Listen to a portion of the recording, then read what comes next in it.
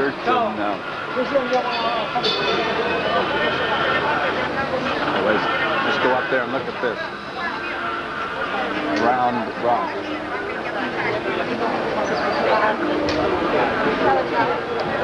There's the belfry, but I guess I'm not going to ring it. We just had an Italian sandwich and some ice cream. We're going down to get some fruit.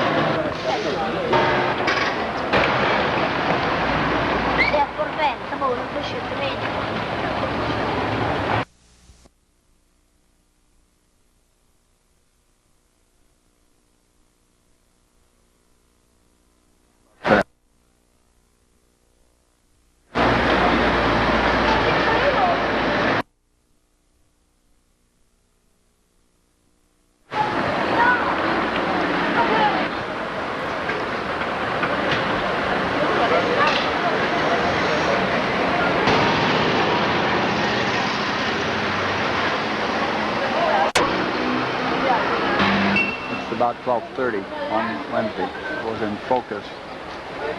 He used to stay where they kept the room he used to stay in, just as it was. And there's also a collection of photographs and other memorabilia of the time that he stayed with them. We're now coming into the modern tunnel, which will take us through the Apennines. At the moment, it's a two-way tunnel, but they are working on another one now over to our right-hand side, which will eventually make it a one-way tunnel. A seacoast or a foreign border, so it's completely surrounded by the rest of Italy. It's another region that is mostly hilly or mountainous, and for that reason has very little industry, very little development of industry, and also rather backward system of communications because of all the hills and mountains. But to make up for that, it's very rich in other ways. Firstly, in its agriculture, some of the main crops here being olives, sunflowers, from which they make oil. You've probably seen already some fields of sunflowers which are just about ready to be harvested now, so they can make oil from the seeds. But just about a month or so ago, the fields were full of the huge yellow blooms, which was quite attractive. Also, another important crop here in Umbria is tobacco, which might surprise you, but later on today we should be seeing some fields of tobacco plants, which once again are just about being harvested now. The very large pale green leaves and tall stems of pink flowers are easily recognizable. The region is also rich in its history, tradition, and also festivals which are held in the little towns throughout the year. Many of them religious festivals, but also folkloristic ones dating back to medieval times and medieval festivals. The city of Gubbio, which we're going to be visiting next, actually has quite a well-known festival that's held there in the middle of May every year, called the Race of the Candles. And this race actually consists of teams of young men from the various quarters of the city getting themselves together and racing from the main square up to the top of the hill to the monastery of Bishop Ubaldo, which is situated above the city. Now, they're not just racing, they're carrying with them huge wooden frames that look rather like candlesticks. That's where the race gets its name from. And on the top of each candlestick stands the statue of a saint. Now, these are extremely heavy and very large, and it can be quite a hair-raising experience watching the race with these huge wooden frames swinging around on the shoulders of the young men. Now, the race actually dates back to the 12th century when Gubbio had a great victory over 11 of its rival cities under the leadership of their bishop, Ubaldo. And so from that time, of that great victory, the festival has been held every year, or almost every year, as a celebration for the fact. And Gubbio receives hundreds of visitors at that time, in the middle of May actually, when the race is actually held in the city. of the living creatures, especially birds, but also animals, and they called on him to help them with this problem of the wolf. Now Francis came to Gubbio, and the legend tells us that he gave the wolf a good telling off. The wolf is said to have burst into tears, and they ended up by shaking hands or paws, and in fact then the wolf became the mascot of Gubbio and is said to be buried somewhere within the city. There was in fact a period of mourning after his death because he'd become such a great friend of the townspeople. Now that image of Francis shaking hands with the wolf is a favourite one of the people of Gubbio, and it's an image you're likely to see on postcards and pictures both in Gubbio and in Assisi.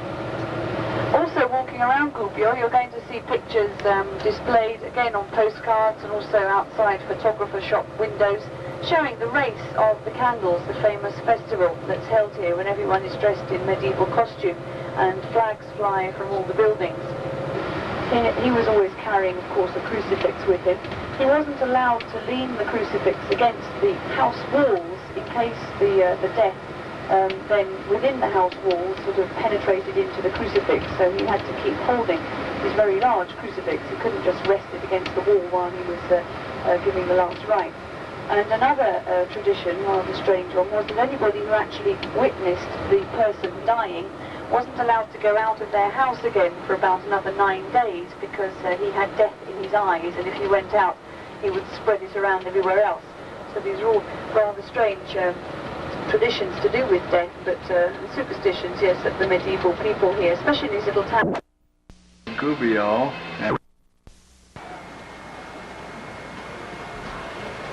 This is still Gubbio.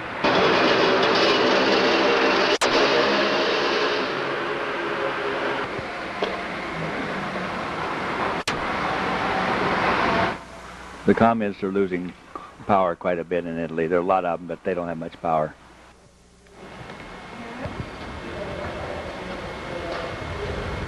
Where we have the extra door for the dead, is that what she was saying? Yeah. We'll get to that in a few minutes. American Express cards, welcome.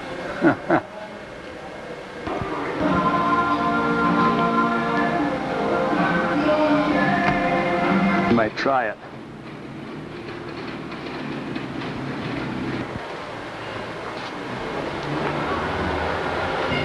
You notice how they build it out to overhang the alley.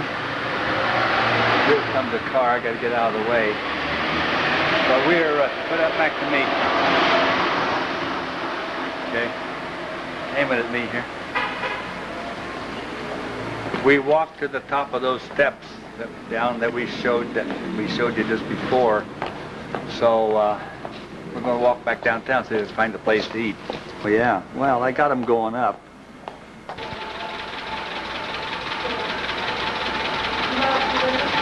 Artist shop. They do a lot of copper work here. Maybe. These are crossbows.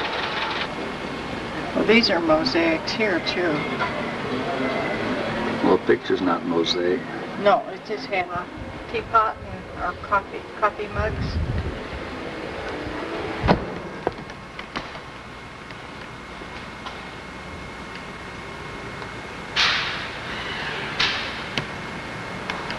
That apparently these apartments have, and this is they always have steps. This is the door for this is the door where the people go in anyway, normally.